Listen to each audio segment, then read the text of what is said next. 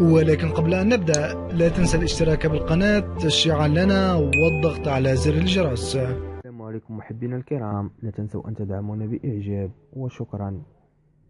زيد يسأل أمه غادة عن ماذا يحدث، فقالت له: لن أتحدث إلى أن يأتي أخوك طلال. لما أتى طلال سألتهم: الفيلا لمن؟ وقال لها زيد: ما هذا السؤال يا أمي؟ أكيد الفيلا لنا.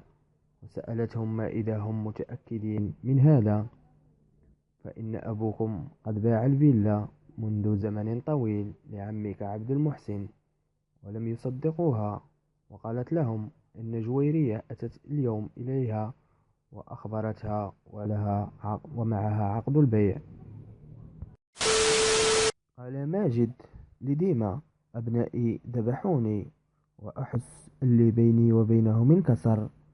وردت عليه ديما: طول بالك حبيبي، أي شيء انكسر يمكن إصلاحه. وقال ماجد: أنا لا أعلم لماذا أبنائي تعاملوا معي هكذا. وقال لها: أعتقد أن ليلى هي من وراء هذا وتريد الانتقام مني بعدما تزوجت. السلام عليكم، لا تنسوا الاعجاب بالفيديو والاشتراك في القناة تشجيعا لنا لنستمر بنشر المزيد إن شاء الله.